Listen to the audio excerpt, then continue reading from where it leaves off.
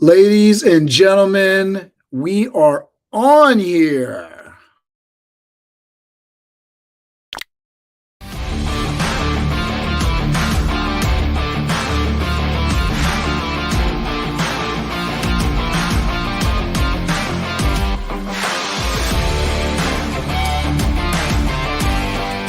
He challenged me. He said, you should meet 2 or 3 people every day. We're talking about how to level up on LinkedIn and engagement, being the go-giver, the idea that being open to opportunities. We all deal with challenges, but how do you overcome that? Master Connector with Steve Spiro and Cameron Toth is live on air.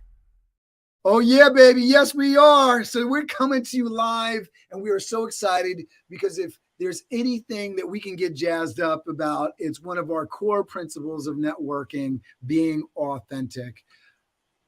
If you are questioning if you're enough, if you're questioning if the real you is important and really significant, or what you're doing and out there in the world, question it no more. We're here to tell you why being authentic is so crucial to everything that you do. It's going to build the trust and like factor. It's going to level up your game. It's going to be a filter. It's something that you really do need to focus on. Here to get us started on the topic and jump in to his bit. And I'm going to just do a quick introduction. If you haven't been here, if you're here for the first time, let us know where you're tuning in from. Ruthie Harris is here. We appreciate you. We love our folks tuning in, letting us know where you're tuning in from. I'm broadcasting from Valhalla, New York today. Steve is broadcasting from Stamford, Connecticut. Let us know in the comments where you're tuning in.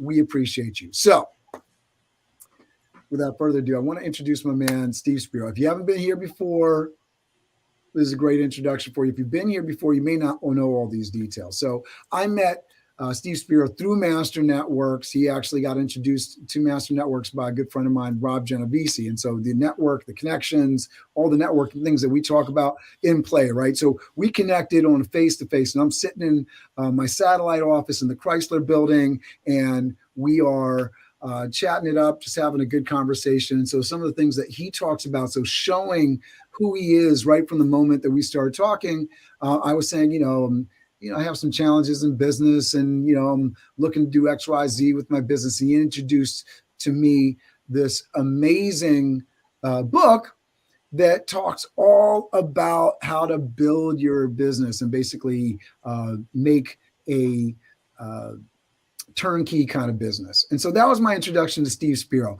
Later on, I learned about his martial arts background and his career in advertising right out of an amazing institution in New York City called Parsons School of Design. So we went right out of doing college classes there to starting up an advertising company. Amazing individual. Just take one look at his LinkedIn profile. He has thousands and thousands of connections, probably more than you have, more than I have, and I have 8,000, right?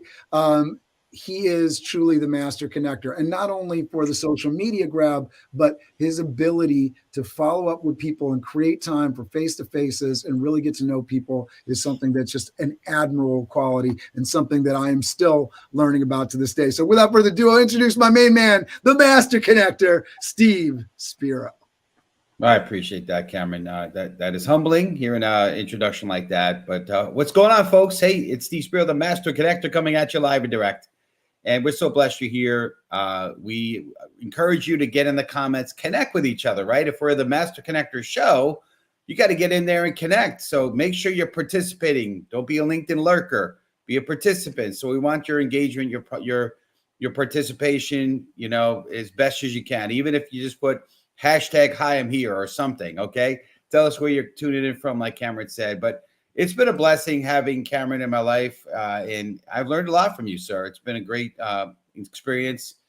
You've been a mentor to me in many ways as well. I mean, in terms of the broadcast. And he told a story on how we met. But I was this shy, introverted kid, grew up in the Bronx, picked on, bullied, learning disabled, dyslexic. But you know what? Our past doesn't define who we are today. It's all about a decision on who we want to be and take action, and we have control of our actions. We have control of our thoughts. And I just didn't want to be in that box anymore. I didn't want to be in that dark place anymore. And I was very blessed through a guy, the gentleman I worked with in the advertising industry, to be introduced to a very successful entrepreneur, took me under his wing. I got me on a path of self-development, books and audios and networking. And who would have thunk a guy that was, bullied. I remember a story where, literally my nickname growing up was Spaz, right? Last name Spiro. So Spaz, you better not call me that. You better not call me that. Okay. I don't want to see that on social media. Hashtag Spaz in the comments, right? All right, please. Hey, I'm coming after you if you're doing it. But anyway. So guys, you know already from the photos that I regularly get choked out here. So I'm not, what else? But it's funny, but it's crazy. But that's the reality. And I was very uncoordinated. My dad was working all the time, had very, very little male influence in my life, didn't show me how to fight, didn't really play sports with me. I think we threw catch one time in baseball, and he didn't tell me about how to interact with girls. None of that stuff growing up. And listen, it's not a what was me story here. But you know what? Again, whatever doesn't kill you makes you stronger. And it defined who I wanted to who I've become today. Because now, I'm not saying I'm the other side of that. I'm not a ladies' man. I'm happily married for many years. But I'm just saying that what happens to us in the past, it's okay, like Cameron said, to speak about that. And I found at one point, I got comfortable with myself. I was so inside, self-focused, so wrapped up in my weaknesses and my vulnerabilities and my insecurities. I played the comparison game all the time. And always fell short, always. And eventually got peace within myself and decided, hey, I'm okay. And you're okay. And we're okay. It's just okay. And I tell a story about me going to a silent meditation retreat. And that was an interesting experience, but got peace in myself and decided, you know what? I'm going to start leading with some of those vulnerabilities and those weaknesses and be authentic and not try to hide who I am, but lead with who I am. And, some of those things that I went through. And, I still to this day am introverted and shy to a degree, right? But I've learned that my motto today is there's danger in the comfort zone. So hopefully this show, I believe this show will really inspire you. And, today, 24,000 LinkedIn connections and growing quickly, and 18,000 names in my phone. And literally the challenge, as you heard, if you watched the intro video, my mentor challenged me and said, talk to me 3 strangers every day. And it's still this day, I follow that and I love it. Now I hate it, but I love it, right? I hate it in the sense that it's my natural instinct is to just be inside focused, inward focused. But the more I get others focused and the more vulnerable I am and out there I am, the better I feel about myself. And hopefully you'll start to, if you haven't been in that place, hopefully this episode will inspire you also to just be okay with who you are. Because you know what? You've got a story to tell. And we've had many episodes on telling your story. And it's important to tell your story and be who you are. So I am going to just talk about Cameron real quick here. I'm going to keep it short. He has an incredible passion for education and mentorship. Blessed to have him on the show as my co-host, as the Wizard of Eyes behind the curtain here. But he's going to tell you why he's got that passion. And so I'll pass it over to you, sir, and hopefully you can tell everybody a little bit about that. Yeah, I appreciate that, Steve. And before I even jump into why I'm so passionate about education and mentorship, I just I'm so happy that we got people tuning in. Susan Farrago, she's saying, Steve, you should be very proud of yourself. Ruthie's quoting you in here, danger in the comfort zone. Appreciate you. Susan's glad that we're talking about this. Ike, pronounced like Nike, in the comments. We'll see if we can get her image and name to show up if she does that. StreamYard.com/Facebook link, and that'll give StreamYard their approval to use your name and image in the feed. Susan Farragut's tuning in from Vancouver. Ike's tuning in from Colorado. We know that Yolanda Chin is tuning in from Frisco, Texas in the house. Looking forward to seeing her soon in April. Elka is tuning in from Larchmont, New York. She's a neighbor of mine. Thank you for tuning in.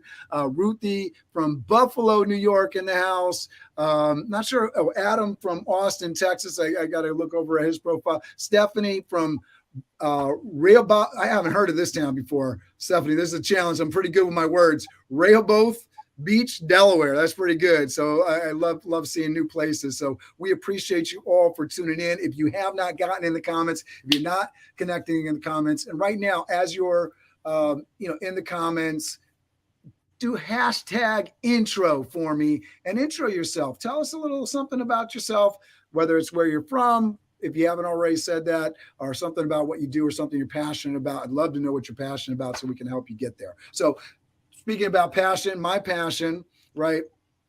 Education and mentorship is what I am almost just fanatical about in terms of any kind of opportunity that I can share my knowledge, information, if I can reach out for information.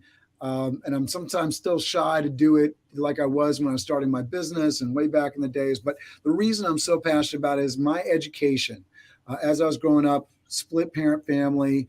My mom left my dad. He was living in New York City. She went out to the West Coast. And from 1 to 7, I was out on the West Coast. Luckily enough, my dad wanted me and my mom was able to let me go. And I went to go live with my dad. And so from 7 on, I would go spend summers in California. It'd be Christmases in St. Louis with my parents in Missouri. But I grew up in New York City. And when I was 10, my dad asked me, what do you want to be when you grow up? I said, rich. But, it's really interesting. Sometimes we have these goals, but we aren't actually doing things to get where we want to go with our goals. And so this is where the passion comes from, because I go through high school and I do all 4 years of high school, but my dad's not really on me. He's got things he's distracted by. His best friend dies. My grandparents were deteriorating. There's really nobody pushing me. And so because I didn't push myself and nobody else was pushing me, I did 4 years of high school and still didn't graduate. At 19 years old, my girlfriend was pregnant. We had a child. She is not somebody that I wanted to spend the rest of my life with. We were broken up before the baby was even born.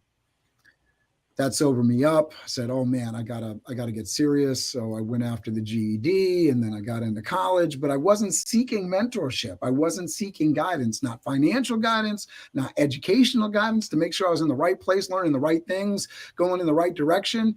I just was doing stuff. Right. And so sometimes we talk about in business and productivity, you're doing stuff, but are you just spinning your wheels, or are you actually making forward progress? What are you doing to actually line up, what you're doing with what your goals are? And so I wasn't seeking the mentorship and the guidance, and I see that now.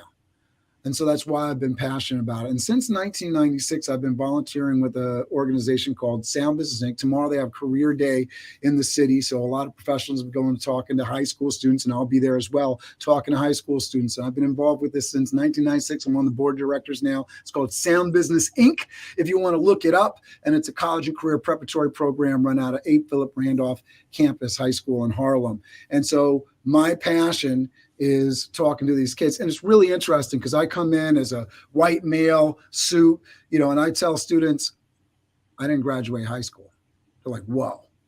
They assume that I'm a college graduate. But my story, my mess is my message. My tests are my testimony. And so for a lot of kids that, really, here's another white guy, he's got it made in the shade, no problems, no challenges, no worries. Oh, wow. You had a kid at 19, you didn't graduate high school, you got into college, but then you dropped out of college and you made your own business. So in 2011, I started up Toth Event Staffing after doing a corporate career, transitioning from food service over to medical education, meeting planning, went through a lot of drama with my wife and immigration. I speak from my knowledge, right? And I think most people, when they're speaking with me, know that I'm speaking from my knowledge and it feels authentic. And so that is the importance of authenticity, because I get to make impact in that area. And there is nothing that feels greater to me than speaking to somebody and helping somebody understand the importance of negotiating a salary when they start a job, understanding that you need to apply to multiple places, whether it's career stuff, whether it's education stuff, the importance of, especially starting, early and getting it done and out of the way, investing, all of these pieces of the puzzle that make my life better on a daily basis. And I wish I started earlier. So that's where my passion stems from. Steve. Yes, sir. Hopefully I didn't bore everybody. And I got Stephanie advertising Stephanie the whole time. We're doing this, her Rehoboth Beach, Delaware thing. We got Stephanie Lewis in the comments. Hello, I am an online health and fitness coach who works with autoimmune and other inflammatory illnesses, use diet and lifestyle to achieve remission. Stephanie, you got to tell us, I think you said something about this before and I may have forgotten, but tell us again why you're so passionate about that. Yolanda, you are awesome. She plays along. I just said it. I didn't put anything on the screen. She put that hashtag intro in there. She's good. Ruthie did it too. I'm owner of Blossom Achieve Excel and writer for Buffalo Latino Village. We appreciate you. I believe this is Ike, and she's saying, is this Ike? Yeah. I got to see. I'm not sure, but I think this is Ike. And she's saying, I'm passionate about helping people and ideas shine. Love that. Would love to know why. Love that piece. All right. So Steve, let's get into this conversation. Why? I mean, I think you've said it already. Let me, I'm going to skip over to the second one. We can come back to the first one for me. What does connecting authentically mean to you? Yeah. I mean, absolutely. It means showing who you are, your vulnerabilities, right? It means not trying to be somebody that you're not, right? And I think there's challenges with this, right? We see a lot of people with imposter syndrome, right? They feel like, am I really worthy of where I am in this place? But you do need to know that you're worthy. And I love what you said, Cameron. You said your message, your testimony. Yeah. It's amazing. And that's so true. And so being authentic, yeah, it's just, to me, it's just showing who you are. And if it means that you've struggled with this, or you've had issues here, so be it, right? I mean, you don't have to get into the ugly, gory details, and obviously you don't have to, throw out your dirty laundry, right? But it's a place where you could show people, because I find the more that you are authentic and the more you are down to earth and show those vulnerabilities, the better you connect with people, the better they relate to you, and the better the connection becomes and the friendship starts to form. Because let's be honest, when you have your guard up, and I think you're going to be speaking about that shortly, about your armor, right? But when you have your guard up, and that was me for years, I was so broken, I felt like I had to protect myself by keeping my guard up. But all it did was it kept people away, and actually it made people feel like something wrong with this guy, because I was just trying to protect myself. So being vulnerable, being authentic is so important for all areas if you really, really want to connect. And I mean that in terms of social media, when you're posting, I mean that when you're having conversation, and I mean that when you're broadcasting. It doesn't matter. It's the same. You need to be who you are in every piece of your life. You are who you are. Let me say this, because I just want to ask kind of like a follow-up question here, because you said you don't need to showcase your dirty laundry, right? And I think in some ways that you do, right? But I think there's a way to do it, right? And we've talked about this before on the show. You do need to be the hero of your story. And so when you tell your story, Steve, how do you know, because you talk about your challenges and some of the issues, we were talking about spaz, right? That kind of thing, and dealing with those challenges. But you're the hero of your story. I think there's a big difference when somebody talks about their challenges and it's, glass half empty, pessimism, raining on their own parade kind of thing, versus this is what I've learned from this, my story. This is how I help, or this is how I contribute, or this is how I bounce back. When you're connecting with people, which you connect with a ton of people, when you're listening to people's stories, what sort of sounds positive to you when they're sharing their story, and what sounds negative? And I love, because I know for me, if somebody's not sharing anything about themselves at all, it's a danger sign, right? It feels robotic. Well, first of all, I appreciate that. And when I have connecting calls, and then, like you say, I do a decent amount every day.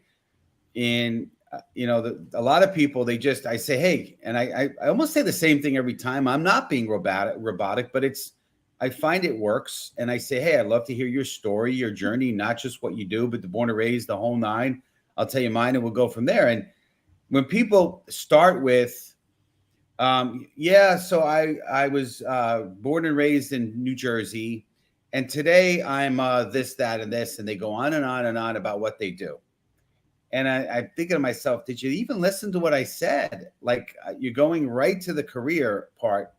And to me, it just means I feel like maybe they're just not trained. Maybe they're I not.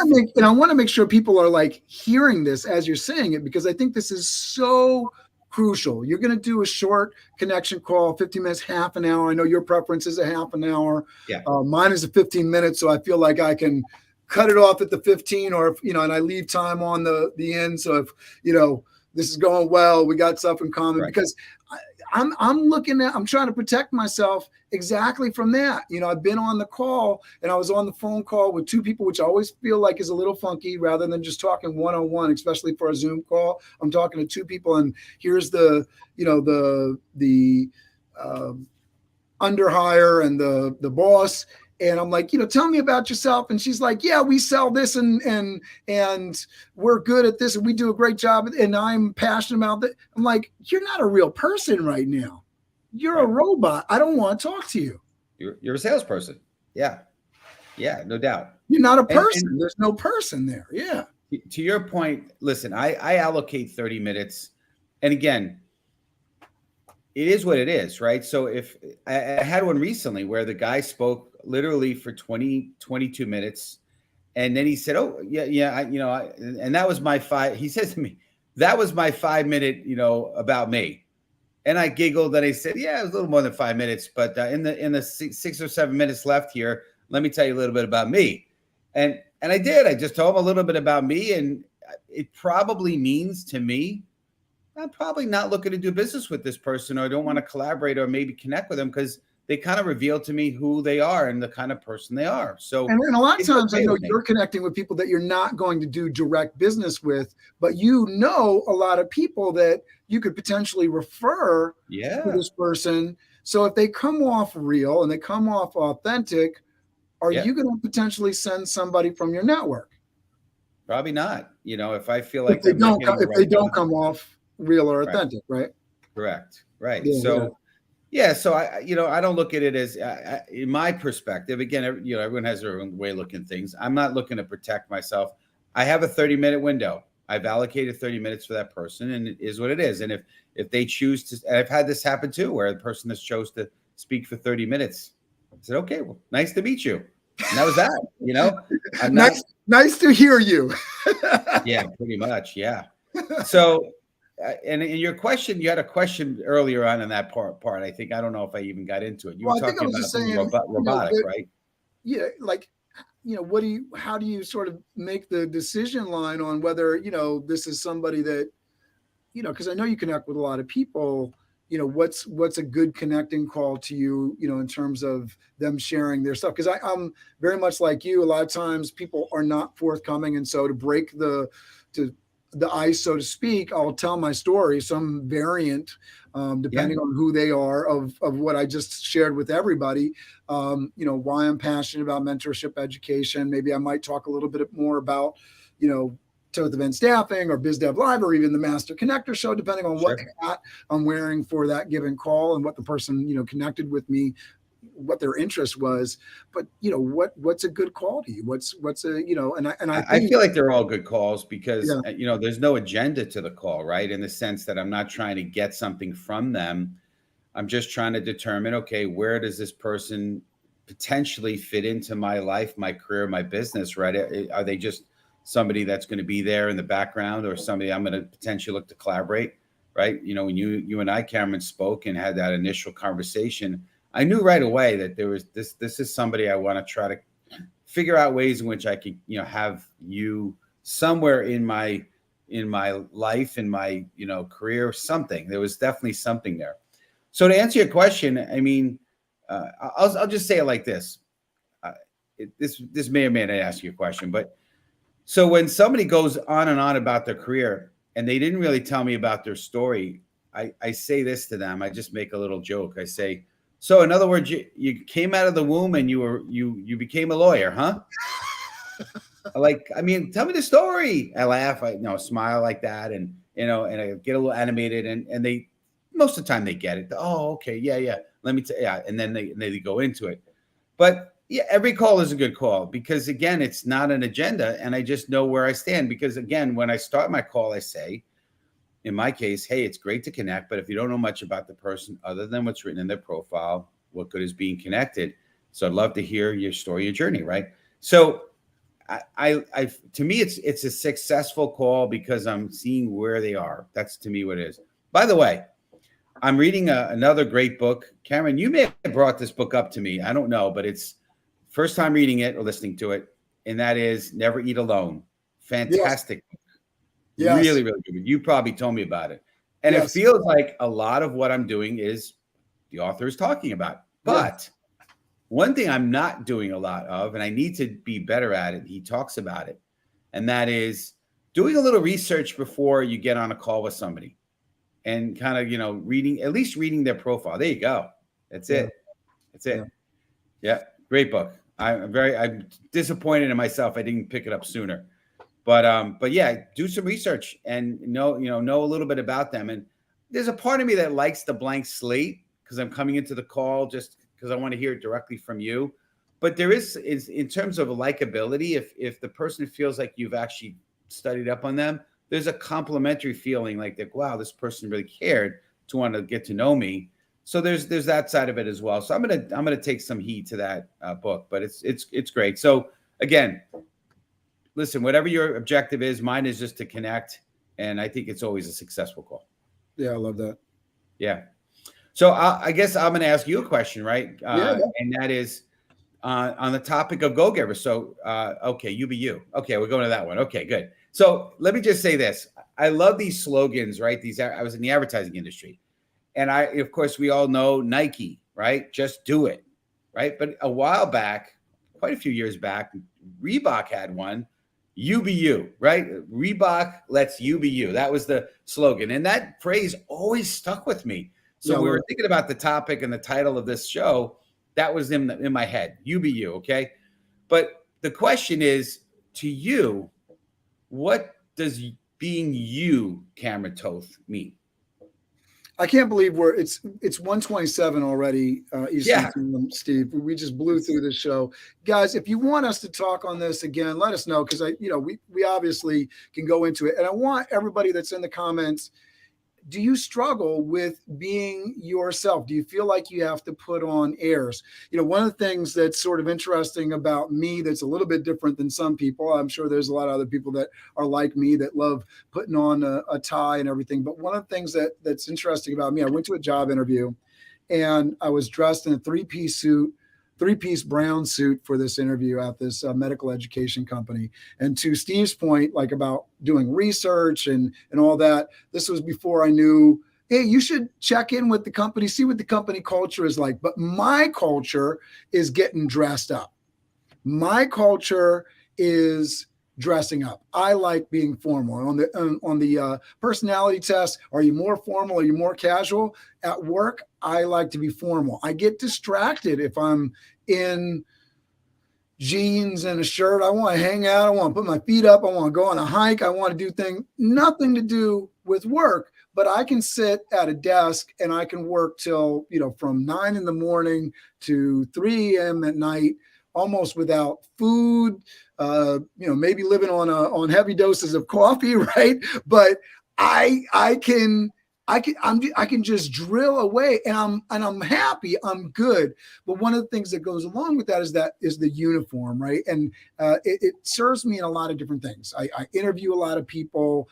Doing a show like this, it just feels good. It makes me comfortable in the morning. It's one of those things that, I do. People talk about making the bed as they go out in the morning. You got a sense of accomplishment. It's clean. It's neat. Those are things that are in my life that make me authentically me. If I show up and I'm like trying to do something fashion wise, that's not a suit and tie, it's getting me out of my comfort zone. This is my suit of armor. I suit up. I'm ready to go to war with whatever thing, and not war in a bad way, like I'm out to get you. I'm ready to talk. I'm ready to go. My brain is on. I'm fired up. I am ready to go. And, that knowing myself, if I had to go work someplace and be in a t-shirt and jeans, right? I got to go work at Facebook and that's the company culture. I don't fit in there. That's not me. And I think it really allows for a sense of clarity in the decision makings when you know yourself, you know your style, you know how you like to communicate, you know the vibe of the place that you want to work. I appreciate it so much when I'm interviewing somebody and they know right away, this isn't for me. Thank you. You just saved me time. It's so interesting, right? How opposite in a lot of ways we are, right? You're Yeah. the extrovert, I'm the introvert, so to And, speak. Right? and I'll say this because you say that I'm the extrovert, but I want everybody to know, as extroverted as I might be, as verbose as I might be and energetic and all You that, think? right? I go to a networking event. I'm a little sweaty. I don't know if I really want to go. I'm going to talk to people, right? So, Yeah. people, it's interesting because you got these actor types, Johnny Depp kind of stars. They're extremely talented. They go for an interview and it's like, what the hell is wrong with this person, right? So you can be extroverted, introverted. So there's different things, but yes. Yeah, no doubt about it. And nowadays I'm probably more of a extroverted introvert or something, Right. But yeah, like you prefer you prefer the suit. To me, I go with the no tie, right? Me being from a creative or early stage background, my thought process of when you have a suit, and this is not a message to you, Cameron, you're a sellout. You're a suit, if you will, not a and just I like the kind of casual, approach. But again, to each his own, right? What's interesting, and we spoke about this before we talked about the show before we were prepping for the show. You are you, you are you, me is me, and together we are we, right? Together we combine the two to make a great show, and we are authentically us, right? It's amazing, right? You did a great post video, whatever you did, where it's unapologetically us, right? That's who we are. And I think people love the ones in our community that loves us. They love us because we are who we are, right? And we there's a great balance, right? And that's marriage, partnership, whatever you want to do. So, and I think that gets us into this because we're gonna talk about two more things, guys. We know we're over time, but we want to do two things. We got 2 hashtags left: community, and then after that, it'll be no apologies. And I'll talk to you about why you should never say I apologize for being late again. Yes. Right? We're going to talk about that. But community, has being authentic helped you build a large community, and why? Now we know the answer to this, but how does it help you build community? And if you're watching this and sticking with us, get in the comments, hashtag community. And we want to know how you are building your community. Talk to us, Steve. No doubt about it. It's definitely helped build a community. I mean, I need to get back to it more. I was putting some posts out, not only that were quotes, but they were actually with me sharing on personal stuff that that I've gone through over the years. And I found the more I shared about those personal things, the more response I got, the more empathy I got, the more relatability, and people started to respond. And then they started sharing their, things, their vulnerabilities. And so it has definitely created a community. People are attracted to people that they could relate to, right? So that's another factor. And so it's been great. I mean, and obviously when I was doing my Fire to Friday videos, once again, I was also sharing personal stories and personal testimonies that allowed me and to be vulnerable and allowed me to relate to other people. So the more authentic you are, I know we haven't spoken about her in a while, but Karen and I were both inspired by a lady named Denise Panza, who would just go on camera and just tell stories, whatever it was. It could have been about a mortgage business. It could have been about her buying her daughter a Jeep and just whatever. But it was interesting to just hear personal stuff. She absolutely lives the go-giver authenticity chapter, right? Somebody that's just telling their story, and man, does she have a following. Her LinkedIn engagement is through the roof. Yeah. It's crazy. And so I can't think of a better example, Steve, to talk about just them being authentically them Yeah. and bringing in huge traffic. She's a mortgage broker. She brings Yeah. incredible volume in. Yeah. Transactional type business, but she's able to get people that want to work with her. It's amazing. Well, so we want to talk about this last point, and then we'll close out the show. But Cameron, you and I have spoke about this, and you've got a perspective that I've learned from. And so type in hashtag no apology. And so the question is, should you apologize if you are late? And of course, there's a lot of ways you go with this apology question. Yeah, so I want to go because I find Stephanie Lewis says, what's her name? Denise, last name Panza. That is her thing. Denise, Dinise, last name Panza, Panza.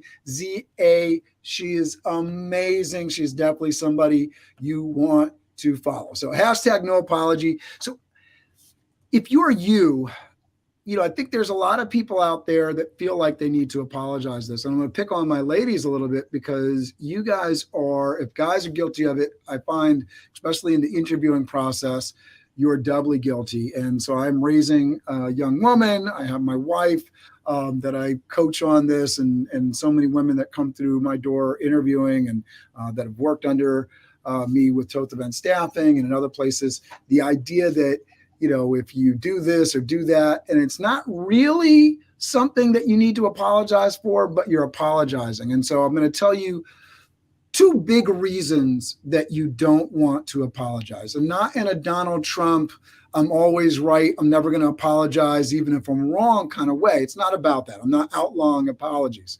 If you do something that, you hit somebody in the head, it's a good idea, if you didn't mean it, to apologize, right? That's something that's keen and what you want to do. But what really you don't want to do is waste people's time or make your own statements and your own communication sound weak or unconfident.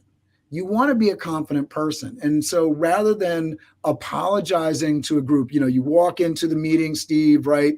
You're 5 minutes, 10 minutes late. You're going to sit down, and maybe you already started the apology award train, right? Kind of thing. Like, oh, I'm sorry, everybody. I'm sorry, I'm late. And then when it's your turn to get up, 5 minutes, 10 minutes later, do you start with, hey, I'm Steve Spiro, I'm the master connector. I am so excited to give back. No, you say, oh, I'm sorry I was late. You bring it up again.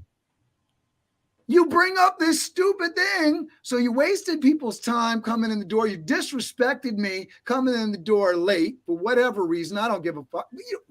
Right?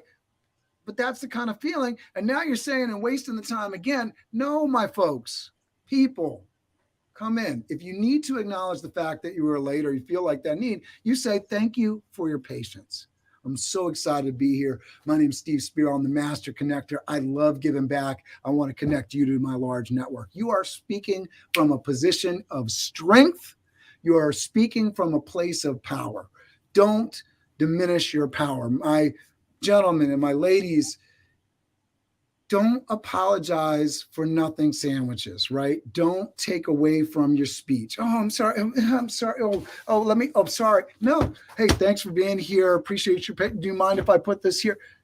Get the apologies, the empty apologies out of there.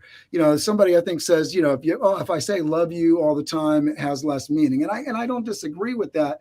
And so listen, if you're going to say you're going to apologize, make it mean something so that when you finally do apologize, that it actually sounds sincere. And I think that's a big part of being authentic, right? The words. This is one area that I'm still learning from Cameron on, because I am one of those apology guys. You've probably seen me do it when the technology isn't working. I'm all over it. So I am still working. I'm work in progress. We all are, right? So don't beat yourself up. But if you could avoid being late, try to avoid being late, okay? Yes. I've learned that. I have definitely learned that. Sometimes it means saying no to some other things. Sometimes it means going earlier. There. Try not to be late. It's not a good look. It doesn't make people feel great. It's not. But if you are, I love what you just said, which is, basically, hey, I'm gonna, I'm here to, and you'll see that it's gonna be worth the wait. Basically is what you're saying. Yeah. I'm here and appreciate your patience. Boom. Let's get started. Let's get moving here. So this is awesome. So appreciate you guys. This is awesome. I know we're getting close to the end of the show. we had so much more. We may have to do another topic, another episode on this one, Cameron. Yeah, we want to hear from you. Did you enjoy it? Do you want to hear more on this topic? We want to hear more from you because it's a lot more fun when we hear your comments. I want to shout out Ruth Harris, who definitely opened up and talked about, I used to struggling greatly with transparency and fear of rejection, but I have to come to know that it's better to be forward. It saves face and time, no wasted energy. Absolutely, right? This thing with authenticity, until you open up, until you share the real you will never know how many times people come to you in appreciation and say, thank you so much for sharing your story. I heard your story in mine.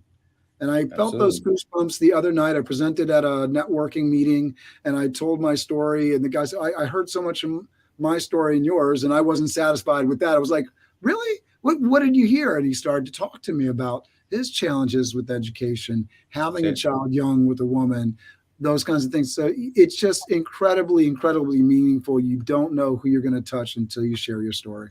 Absolutely. And again, our mission is to be the light here, right? Uplift, inspire, and encourage. And we didn't get on, talk about it. I don't get too deep on it, but you're the hero of the story. And the reason you can talk about some things you had issues with or your challenges with is when you're the overcomer of those issues. And that's when you're the hero, right? You're not a hero if you're wallowing still in those challenges, but if you're in the process of overcoming them, now you're a true hero. So it is time. Let me sprinkle that because this I love this, right? So somebody's sitting there, I'm sure they're hearing this and they're saying, well, I'm not the hero of my story yet here, or at least I don't feel like I am. So how do I share this struggle that I'm going through and still sound like the hero of my story? You know how, my friends? This is where I'm at and this is what I'm striving for. I could really use some help in this area. Do you know somebody who could help me with this? Yeah. Who isn't going to try to help you? Who isn't? And by the way, mind? Yeah. But besides that, and that's a great point, but people love people that have vision, that are going someplace. So if you speak your vision of where you're going, then they love that. People are attracted to that. So yeah, you're a hero because you've got a vision, right? That was the power of some of the great leaders we've had in this country. The JFKs, right? Kennedy was a great visionary, right? He talked about, putting a man on the moon, and he rallied the country. And even Reagan had his share of rallying the country, right? Anytime we've had great leaders is because they've casted a vision and people bought into that vision, regardless of their flaws, right? So absolutely. Well, we could go on and talk about this, absolutely. But it's our mission to be the light. So let's be the light. Let's inspire somebody. Make sure you share the show out. We're going to be next week. Cameron, who we have next week? We got Daniel Knight. I love that name. I got to say, I love that name. Daniel Knight. Knight with a K. Yep. Creating golden connections. That's it, right? And interesting, right? I'm a big believer of the Knights of the Round Table and Camelot and all that. So it's going to be fun to have the Knight on our show, Daniel Knight. So, well, we appreciate you guys. We're going to count down to crush it here. Make sure you come back. Same bad time, same bad channel. See Daniel Knight and the creating golden connections. And yes, sponsor us. There's our sponsor. If you're interested in sponsoring the show, help us to get involved. We really appreciate you. Thank you to my company, Tilted Event Staffing, for paying some of the fees on this and keeping us going here. If you're interested in sponsoring, get in touch with us. We would love to have that conversation. And my folks, this is what we're going to do. Get in the comments, count down with us. 5, 4, 3, 2, 1. Go out there and crush it. Have an amazing week, everybody. We'll see you next week. Same bad time, same bad channel. Let us know what you liked about today's show. Make sure you like and follow, and make sure you don't keep us a secret. Share us with somebody that you love. Take care.